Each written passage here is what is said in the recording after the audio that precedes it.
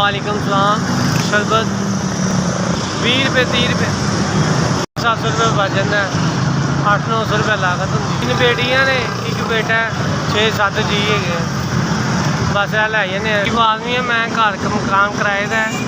रेहड़ी का किराया 200 रुपये है। तो गुजारा करने पे बड़ी मुश्किल 600-700 रुपये यानी कि बचत आ जाती। इस कारण पहले गार्ड की ड्यूटी करते थे भाई, हूँ रेहड़ी लाई दी तो मुश्किल ही गुजारा पूरा हो रहा। 4 बच्चे ने, 2 जी असी हैं, मशीन आदमी है, बस गुजारा पूरा बड़ी मुश्किल हो रहा। हालात बहुत सैड। जो मकान का किराया दे तो बिल नहीं दिता जाता। इस तरह ही बस बहुत मुश्किल टाइम पास होता है। सुबह की खा रही है तो शाम का फिक्र होता है। रेहड़ी का किराया ये वो बिल वगैरह देना होता है। किराए का मकान है, बहुत परेशानी है भाई। और सर 5000 मैं गरीब आदमी है जिन्होंने मदद की है। अल्लाह ना खुश रखे, बात रखे, बड़ी मेहरबानी उन्होंने।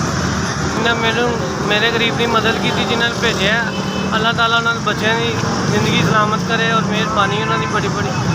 मैं शुक्रगुजार हाँ जिन्हें मैंने गरीब को 5000 भेजा है, बड़ी मेहरबानी उन्होंने। राशन लैना जी बच्चों का, मैं बड़ा परेशान था, मैं राशन पवा लाँगा, बड़ी मेहरबानी उन्होंने। अल्लाह खुश रखे और बात रखे जी, वंडते रहन मालिक इन्होंने बहुत ज़्यादा दे। SPS मेहरबानी।